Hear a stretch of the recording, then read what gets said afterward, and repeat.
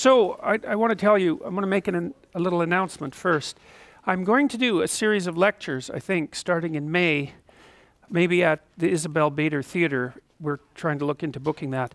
I'm going to do a psychological interpretation of the Bible from beginning to end. That's the plan anyway. So I'm going to do that once a week. So if you're interested in that, I would recommend that you, maybe you're not, and that's fine, obviously, but if you go onto my Twitter account, you could just, there's a place you can sign up. It doesn't mean that you'll attend. I'm just trying to see if there are people who are interested in. I've been interested in doing that for a long time, and so I think I'm going to try it. So anyways, that's the announcement. And then, is that about it? I guess so. Okay, so look, we're going to switch gears today.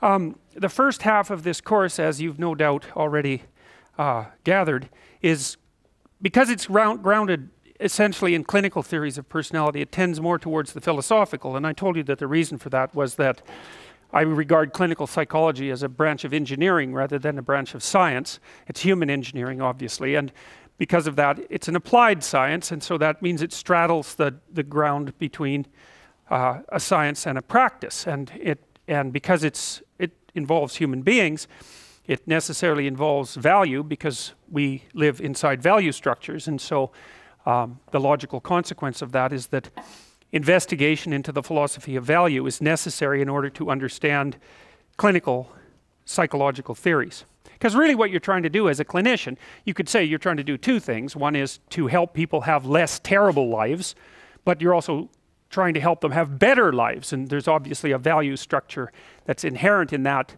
attempt, because you're moving from something of less value to something of more value. And so, and it's best to just, face that and all the complexities that come along with that head on. Now, I think what you do as a clinician to overcome whatever tendency you might have to impose your value structure on someone is you do an awful lot of listening. And so my basic practice with people is to say to them, well, obviously you're here because you would like things to be better, but that's okay. We can use your definition of what constitutes better. We can use your definition of what constitutes worse. Or we can establish that through dialogue and negotiation. What are you aiming at? How would you like things to be better a year from now, say? If you could have what you wanted, if your life was put together, what would that look like? And you can have a very straightforward discussion with people about that if you're not trying to cram the way that they're orienting the world into your particular perspective. Now, that's one of the dangers of being the adherent of a given psychological school. Now, having said that, it's also, there was research done many years ago showing that if you were an eclectic psychotherapist, which means that you sort of pick and chose from different psychotherapeutic schools, you tended to not be as effective as you were if you were the dedicated adherent of a given school. And I think the reason for that is that there's so many schools of psychological thought that if you say that you pick and choose from all of them, what that really means is that you don't know anything about any of them. And then there's also the additional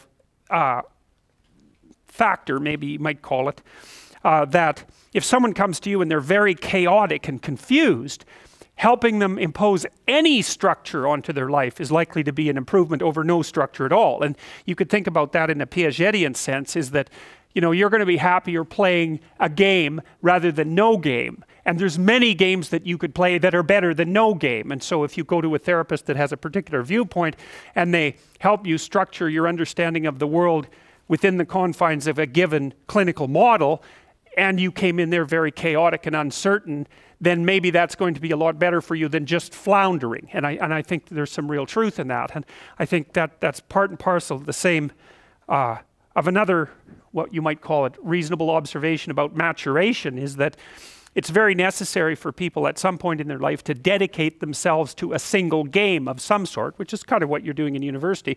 You have to become one thing at some point in your life. And the sacrifice, of course, is that you give up all the other things that you could become, but you don't really have a choice, because if you don't decide voluntarily to become one thing, to become a disciplined adherent of some specific practice or profession or viewpoint, then you risk just aging chaotically, and you don't get away with not aging. So you might as well age into something that's actually something, rather than just remaining, or then just becoming an old child, which is really not a good thing. It's not a good thing to see, especially by the time people hit about 40. It's not It's not pretty for them or anyone else. And even at 30, it's getting pretty old at that point. 40, it's like it's almost irreparable at 40. And the reason for that is you start running out of opportunities. When you're young and stupid, people don't care because they think, well, you know, whatever. You've got decades of possibility still ready to unfold in you. But if you're in the same unspecified position at 40, people are much less forgiving, especially because if they're going to hire someone who doesn't know what's going on or employ them or engage them in some sort of productive activity, they might as well take a chance on someone young and full of potential rather than someone who's really lived more than half of their life already, because of course you have by the time you're 40. Okay, so anyway, so that's with regards to putting the first half of the course to bed, so to speak. The second half is more scientific.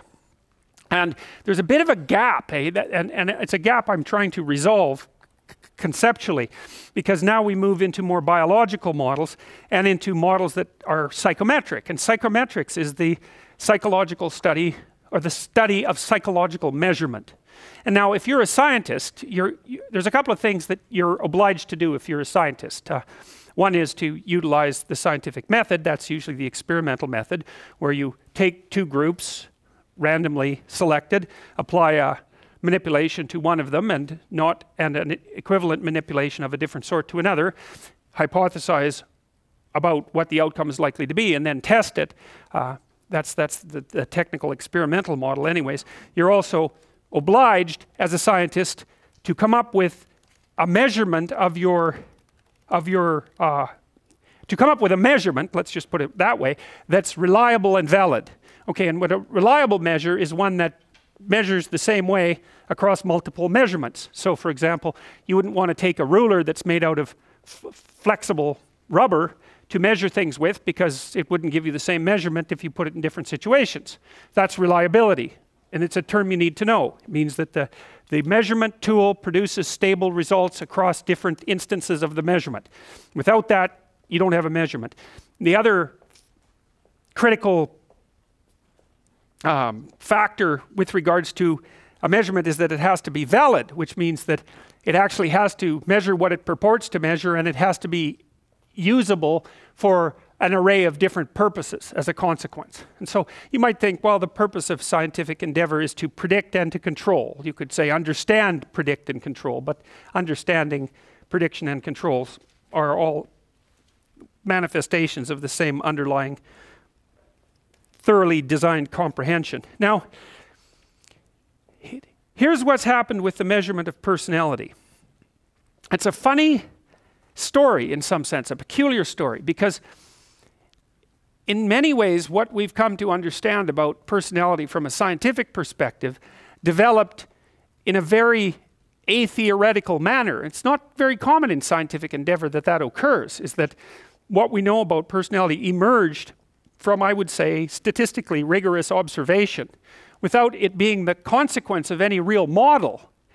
So often what happens in scientific endeavor is that someone generates a model first, a theoretical understanding, and then they generate measurement tools based on that theoretical understanding, and then they test the measurement tools to see if the measurement tools perform properly, and if they fail, at least to invalidate the underlying theory. That isn't what happened with psychometrics, except in a loose way. So here's the loose theory, and you've got to get this exactly right to understand this properly. You've got to get it exactly right. And it's really important, because insofar as you guys are interested in psychology, especially in the experimental end of psychology, measurement is everything. And so much of what psychologists publish and write about is incorrect. And the reason it's incorrect is because they do not have their measurements properly instantiated. It's a massive problem, especially in social psychology. In fact, it's probably a fatal problem, in that most of the things that social psychologists measure don't exist. And social psychology has been rife with scandals for the last 4 or 5 years. And there's good reason for it. But a big part of the problem is that the measurement, that people are not stringent and careful enough about their measurement. So we're going to walk through this very, very carefully. So I'm going to set forward a set of propositions, and you have to think about them, because each of them they're axiomatic. So you sort of have to accept them before you go on to the next step. And there's certainly room to question them. But here's the bare bones of the psychometric model of personality. So we'll call it roughly the Big Five model. And the reason it's called the Big Five model is because the psychometric investigations have indicated that you can specify human personality along 5 basic dimensions. You might ask, well, what exactly is personality? And well, that's partly what we've been trying to wrestle with the entire course so far. And I would say, or what exactly is a trait? Think of a trait as an element of personality. And I think the best way to think about a trait is as a sub-personality. So you're made up of sub-personalities that are integrated into something vaguely resembling a unity, but the unity is diverse. There are describable, stable elements that characterize you, that are elements of your being. So for example, here's some common ones. I might say, well, are you social or would you rather be alone? So here's a good question for you to decide whether you're extroverted or introverted. It's pretty straightforward because that's the first major dimension. Basically, if you take any set of questions about any set of questions that could be applied descriptively to a human being, and you subject them to a statistical process called factor analysis, you can determine how they group together. So what I would be interested in, let's say I asked you 100 questions. Let's say I asked 100 questions of you and 100 other people.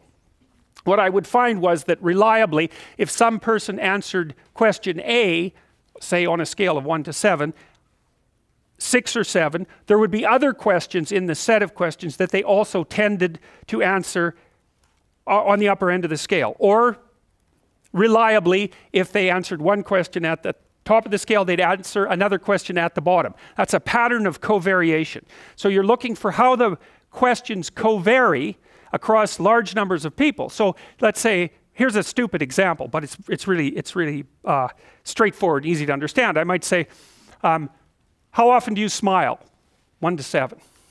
How often are you happy? 1 to 7. Well, what you'd find, obviously, is that people who tended to answer that they smiled a lot would also tend to answer that they were happy a lot. And so smiling and happy are not exactly the same thing, which is why we have 2 different phrases to describe them. But they're close enough so that they seem to be reflective of some underlying structure. And so that's what a factor analysis does. It allows you to take a large set of questions, to administer it to a large number of people, and then to statistically analyze it, looking how the questions relate to one another across the entire group, so that you can infer what the underlying structure is. And here's the question in some sense. If I ask you 100 questions, how many questions am I really asking you? Because you might say, well, do you smile a lot? Are you happy? Do you wake up eager to start the day? You say, well, is that one question asked 3 ways? Or is it 3 separate questions? And the answer is, well, if the answers reliably covary, then it's reflection of an underlying single dimension. Now, obviously, those questions are slightly different.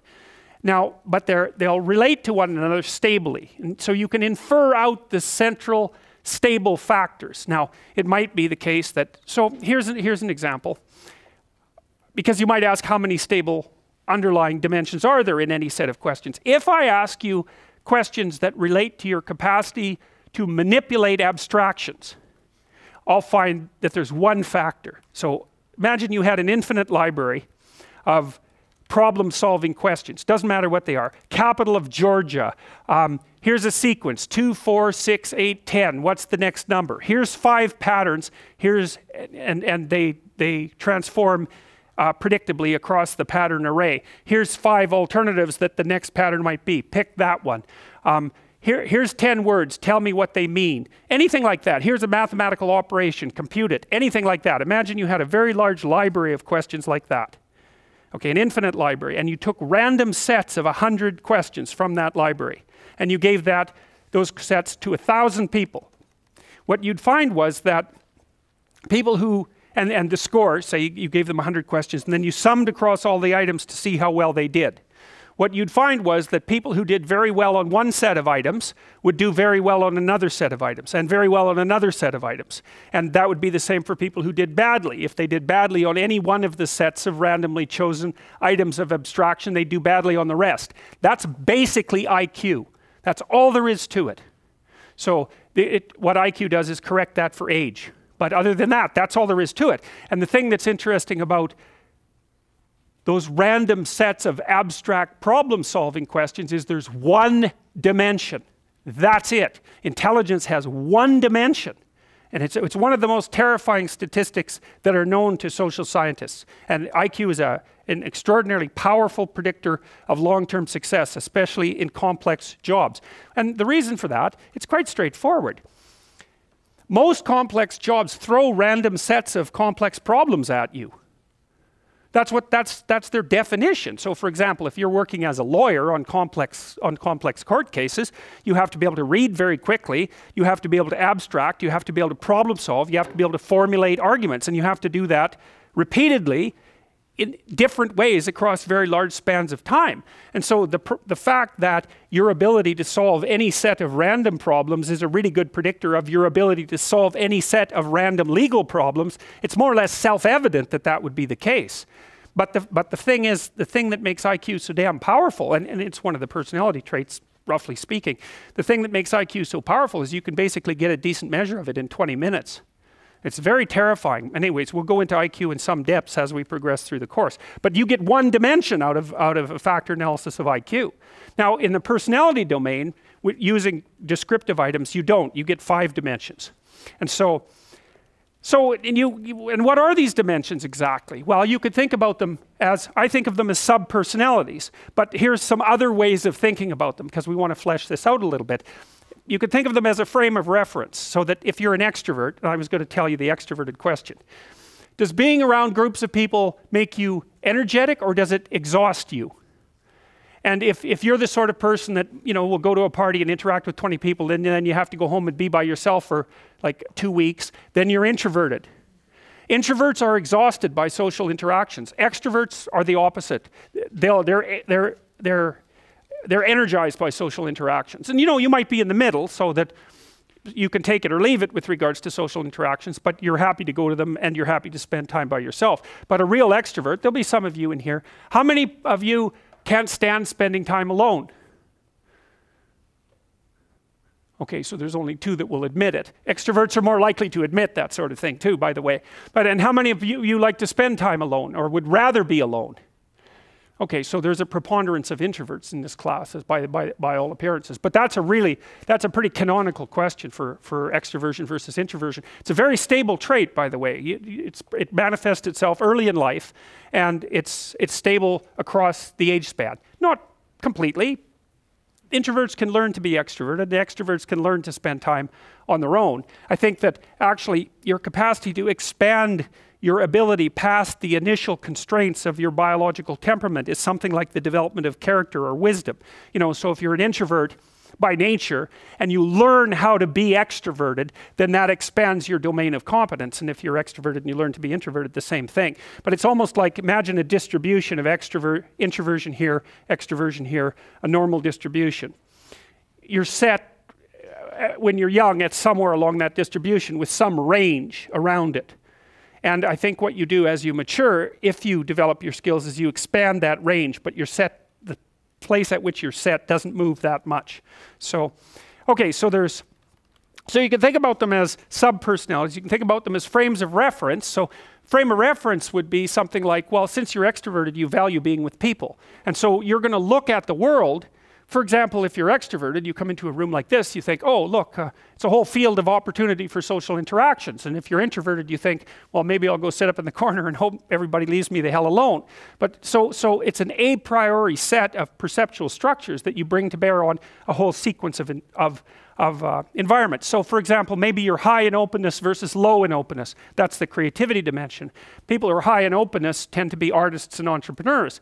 And open people will look at other people as opportunities to engage in interesting intellectual conversations. And so you can tell when you're talking to someone open, especially if they're very high in openness, because they're going to want to talk to you about ideas or about aesthetics. That's what it's going to go right away. So that's how they view you, as a source of that sort of conversation. That's how they view the landscape. Someone who's high in neuroticism, which is a negative emotion dimension, is more likely to view the world as a place of threats to be protected against, because they're more anxious and more prone to emotional pain. So anyway, so that's the frame of reference issue. So there's something about your underlying fundamental psychological traits that determine or influence at least your value structures, and they do it at the level of perception. They also tend to set your goals.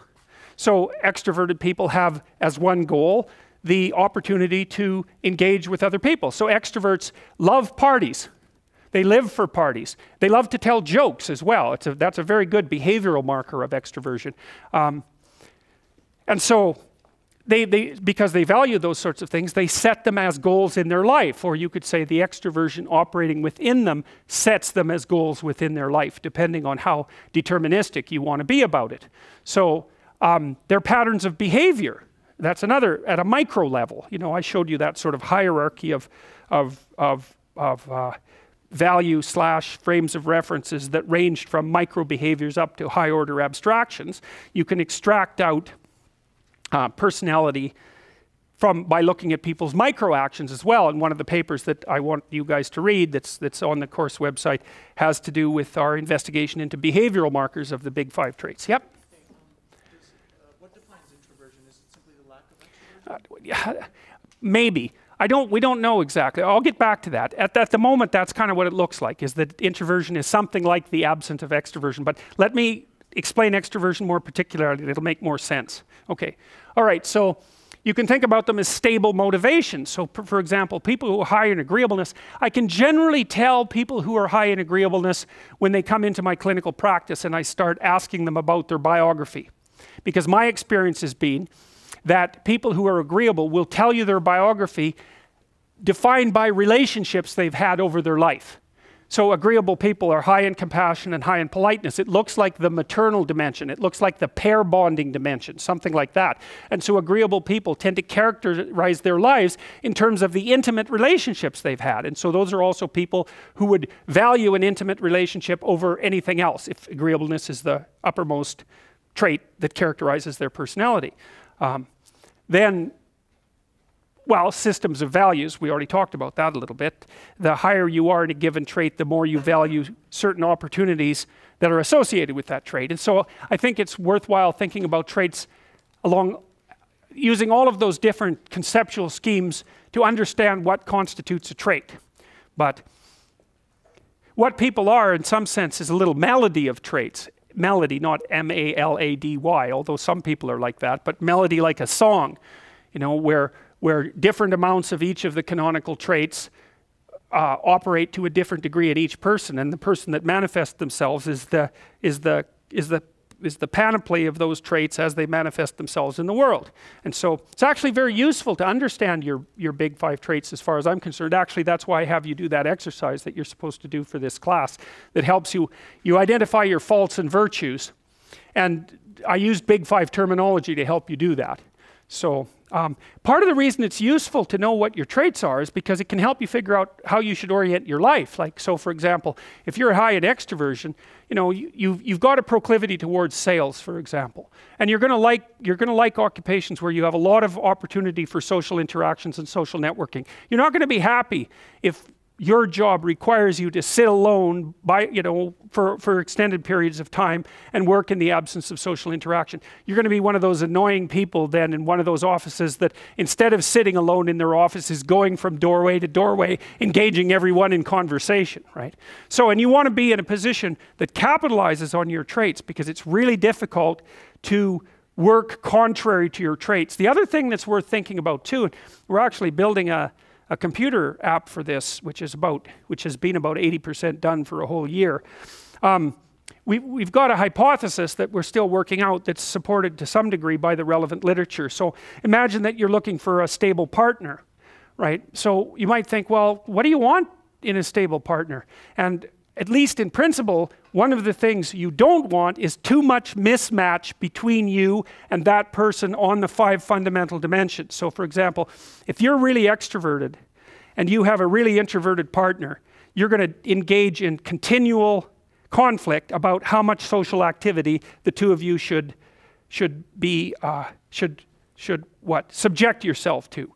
And it's very, very difficult for people who widely differ on those dimensions to come to consensus, because it's not just a matter of opinion, right? It's really a matter of different, if you're looking at extremes, of really different types of people. And the thing about introverts is they just don't enjoy large-scale social interaction that much. One-on-one, they're often fine, but in a group, they don't like that, and it tires them out. Whereas a real extrovert, it's like you isolate them, and they just wither on the vine, because a huge part of what actually motivates them in a positive way is tangled up with social interaction.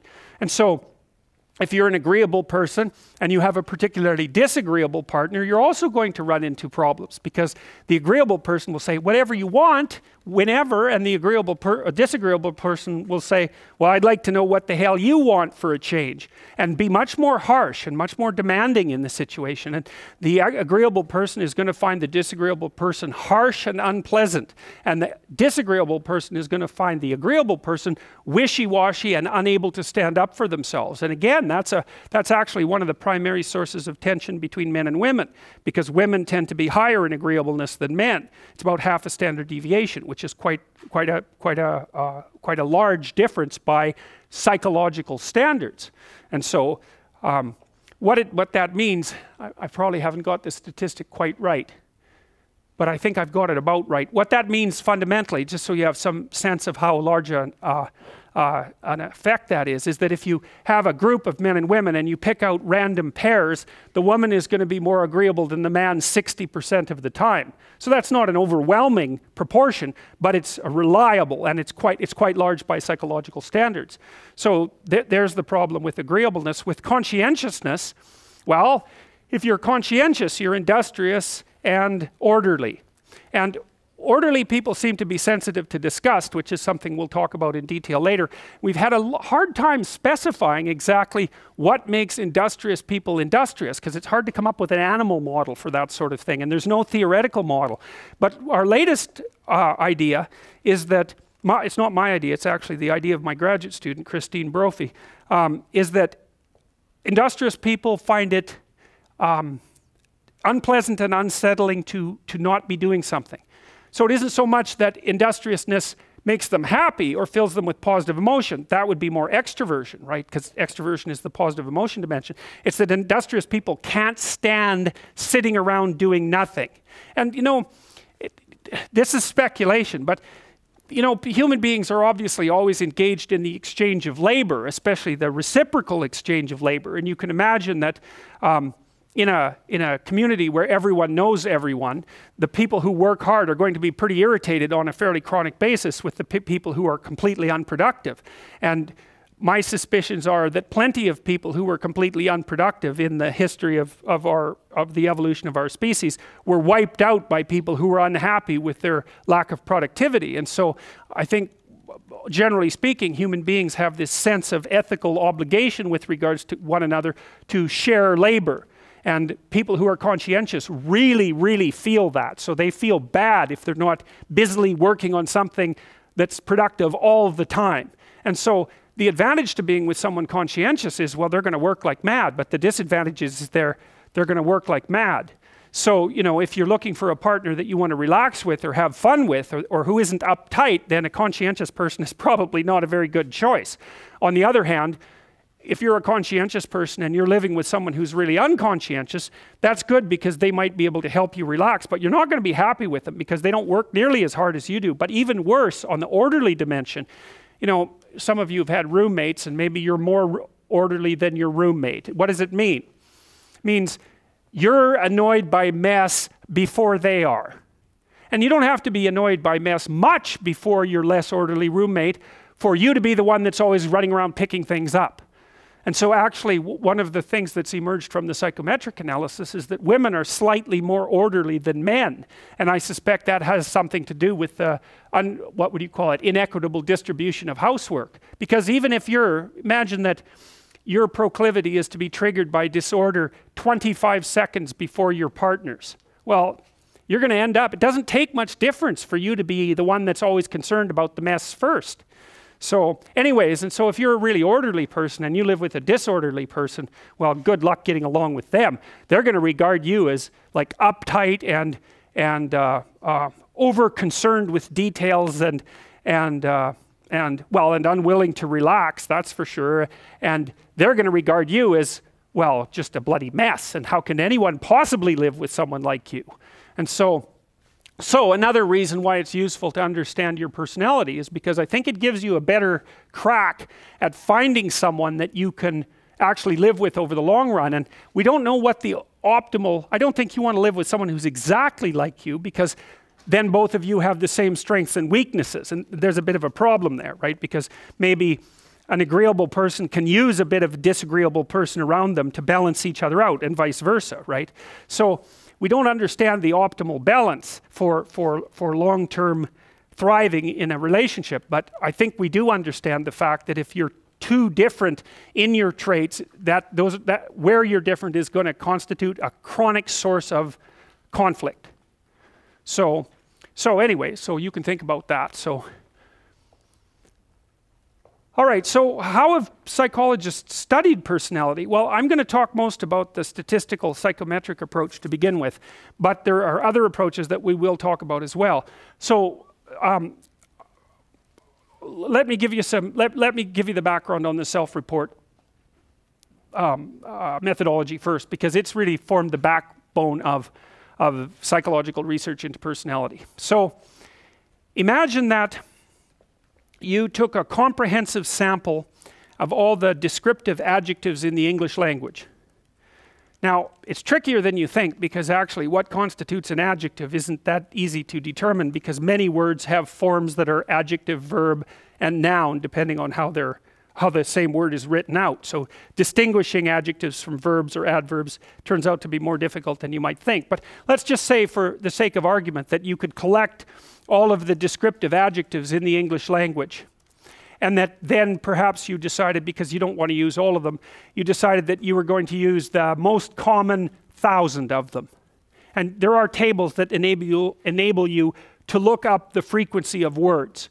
And it turns out that in common parlance, it's like 5% of the vocabulary of English language accounts for 95% of the usage. It's an example of this phenomena called the Pareto distribution, which we will talk about later. So in fact, most discourse is done with 500 words. You can get about 80%, something like that, of speech in terms of single word comprehension with 500 words. So let's say you took the 1,000, you took all the descriptive adjectives, and then you took the ones that were the most common 1,000. And so here's the hypothesis part. And this is a critical thing to know. This is called the linguistic hypothesis. And the linguistic hypothesis is that variation in personality among human beings is of sufficient import so that it's become accurately coded in the lexicon. So what that means is that, roughly speaking, is that over the course of the evolution of any language, we'll use English as the example here, descriptive terms have been generated that actually do cover the variation in personality, and that essentially cover them without bias.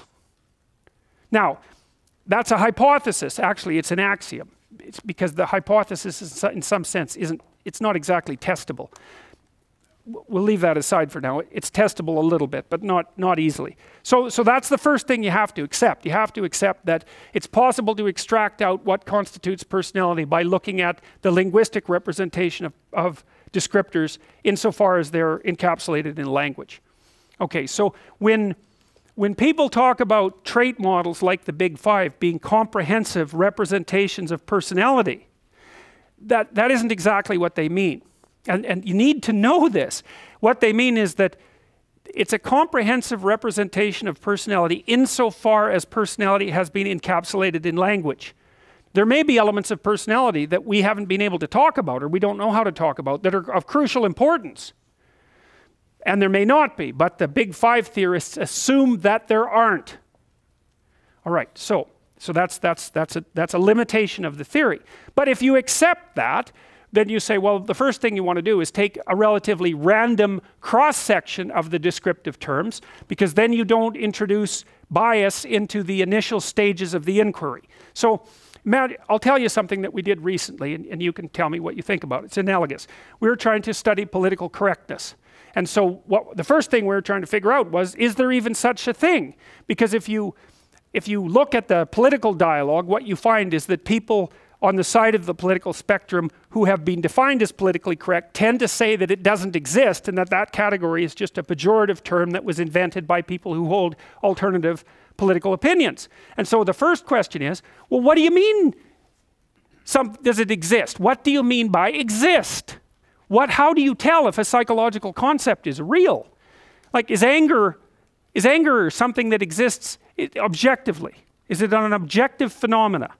Well, it's not that easy to determine. You say, well, we act like it is, and we understand what anger means, but no one goes around in the world and says anger, you know, without saying anything else, or you'd run away from them, you know. What they do is they place the word anger into a sentence and place the sentence within a conversation, and they enable you to infer exactly what they mean by the word anger by listening to the surrounding context, right?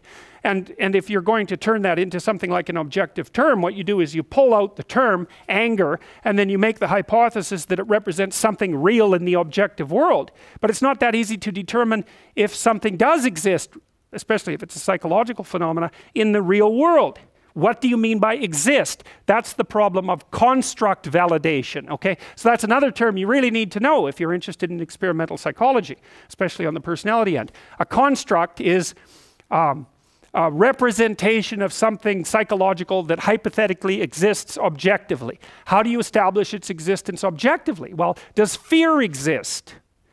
No, you have the problem with all the emotional terms. Does joy exist? Does surprise exist? Does embarrassment exist? Does guilt exist? Shame? How are they related to one another? Guilt and shame, for example, seem quite similar to one another, right? And pain and fear and anger all seem to share the attribute of unpleasant and negative emotions. And so if something exists, it should be the same as some things and different from other things. And that's part of construct validation as well, to specify how the construct is the same as some things and different from others. Anger should be reliably distinguishable from joy, for example, because otherwise they're not different. And anger and fear should be somewhat the same if they're both negative emotions. And so it's extraordinarily complex to validate a construct. And so here's what we did with political correctness. And the reason I'm using the political examples is because that's an obvious place where self-serving bias can enter the scientific arena, right? So if I wanted to make a point about political correctness, or if I wanted to make a point about right-wing fascism, I could build my biases into the measurement instruments accidentally, and then they would produce as output what I put into them as input. And I want to protect myself against that if I actually want to do the scientific investigation properly. So what we did when we started to construct our measures of political correctness was employ a number of people to go through as many news sources as they could get their hands on to identify any attitude or behavior, roughly that had been described by anyone at all as potentially politically correct. So it was kind of agnostic. And we were trying to do it as randomly as possible, you know, to get as many news sources as we possibly could, so that we were sampling across the environment without bias. Okay, so then we came up with, I don't remember how many, couple hundred, maybe more, couple hundred items that were roughly indicative of what you might describe as political correctness. But that's not good enough, right? Because just because you have this random assemblage of items doesn't indicate at all that they're all measuring something that was similar.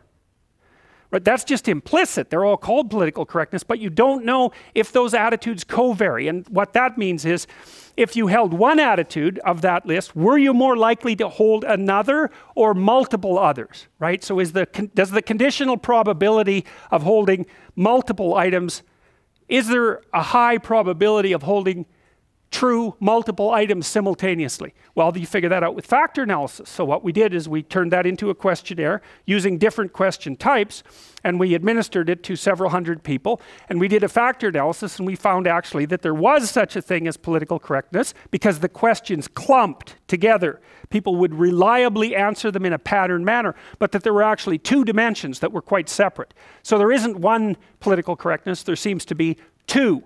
And then we looked at the personality predictors and the IQ predictors and a variety of other predictors that would enable us to come to some understanding of the temperamental proclivity towards those political attitudes, if any. We knew already that political conservatives tended to be low in trait openness, that's the creativity dimension, and high in trait conscientiousness. Whereas political liberals tended to be high in trait openness and low in conscientiousness. And so one of the things that's extraordinarily interesting to know from a Big Five perspective is that your political proclivities are very powerfully influenced by your temperament. And so one of the things you can think about with regards to ongoing political discussions in the real world is that those discussions are actually attempts by people of different temperaments, one, to impose their temperamental viewpoints on the world, and two, to engage in a dialogue with people who are actually quite different than they are. So like conscientious people, like they value hard work, rules, order, reliability, integrity, and structure. And so they're dutiful. We analyzed what predicted military performance, for example, in the US Army. Overwhelmingly conscientiousness. It's not surprising, right? Because it's a very structured, rule-ordered, top-down, follow procedure sort of endeavor. Now, the armed forces had problems with that to some degree because they were also simultaneously looking for people who could think independently on their feet. Because if you're in a battlefield, for example, especially if you're isolated from your command structure, there's going to be times when you have to make extraordinarily difficult decisions on your own. But if you're selected primarily for conscientiousness, that's not going to be your forte, because if you're a conscientious person, what happens is that you enter into a contract with someone, even yourself, and then you carry it out. So now we've also spent a lot of time selecting entrepreneurs. I work with this company in California that has started schools for entrepreneurs in now I think 160 different countries all over the world. The guy who started this, whose name is Adeo Resi, he's an absolute monster. The guy started, he started all those schools in 5 years, 165 schools in all across the world, 8 different languages. And we've been screening people for entrepreneurial ability. And if you're going to be an entrepreneur, you almost have the opposite profile as a soldier. You're very high in openness and you're lower in conscientiousness, or at least conscientiousness is irrelevant. And the reason for that seems to be that, like, if you're an orderly person and you like to follow procedures and rules, it's kind of hard for you to start a company, because when you first start a company or engage in any other creative process, because entrepreneurs turn out to be the same as artists, you kind of have to, you're not operating within a rule-governed structure. In fact, there may be many times where you have to break a small rule to move properly at a higher level of analysis. There's no algorithmic way of generating a new company, right? Obviously. And so it's people who are very high in openness who happen to be good entrepreneurs. And so this is something I thought was extraordinarily cool, because we'd also already known what predicts managerial, administrative, and academic ability. And IQ is crucial for any complex job, so we'll just leave that behind. But what predicts academic ability, for example, at the University of Toronto, is intelligence, obviously, but also conscientiousness. The correlation between creativity and grades at the U of T is 0. 0. Right. But it's not surprising. The thing is, you know, it's easy to be cynical about that, but one of the things you have to understand about creative people is that they continually step outside of the domain of evaluation structures. Right? Because if you're going to say you're going to evaluate the performance of 100 professors on their lecturing ability, well, you kind of have to measure what's common across all the professors in order to come up with the standards for evaluation. Well, that means you're not going to be able to use that structure to evaluate a particularly creative professor, because he or she is going to do something in a way that's so different that it won't show up on the evaluation measure. And of course, that's what happens in universities, you know.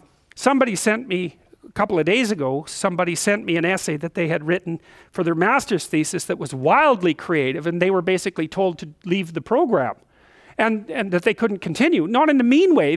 What happened was that what they were thinking was so outside of the conventions in the discipline is that no one had any idea what to do with the essay.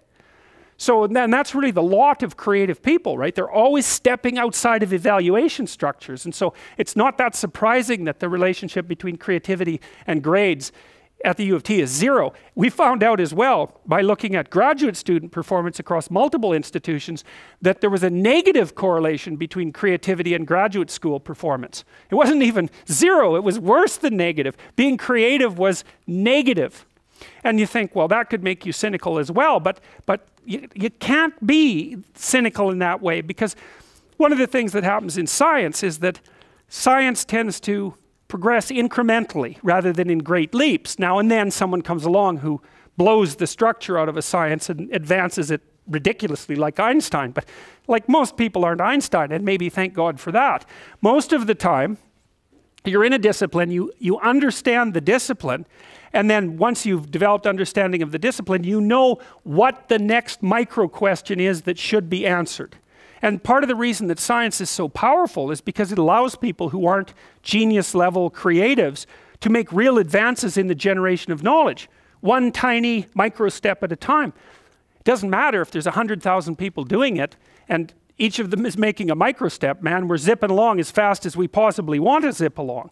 And so it turns out to be conscientiousness that's the excellent predictor of graduate student performance. That's the best predictor for law. It's the best predictor for managerial positions. It's the best predictor for administrative positions. Anything that has a structure of rules that needs to be applied, conscientiousness is a great predictor. So, but it's not good for predicting artistic ability or entrepreneurial ability. And that's also really important, because one of the things, this is partly why bureaucracies stultify, right? Because what happens is as they develop, they get chock full of conscientious people, with a few psychopaths thrown in there just for good measure. They get chock full of conscientious people busily zooming efficiently down a single track, and then all of a sudden the landscape shifts and they're going very, very efficiently in exactly the wrong direction, and then the whole bloody thing falls apart. So you need to have some creative wingnuts in your organization to come up with completely absurd ideas that might just on the off chance be true. And so creativity is strange in that manner too, because it's a high risk, high return game. You're a lot safer in your life to find a functioning entity and to operate as a cog within it, as long as the entity keeps functioning. Because if you're creative and you go off on tangents all the time, there's some probability that one of those tangents is going to be exactly what is needed at the time, and you're going to become hyper successful as a consequence. But there's much more probability that even though some of your ideas might be highly valuable, the probability that this is the right time and place for them is extraordinarily low.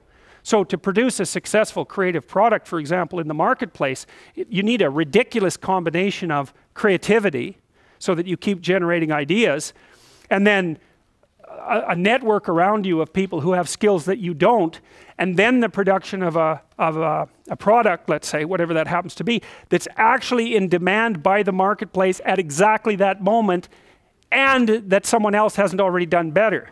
So the sensible thing to tell anybody who wants to be creative is, that's stupid.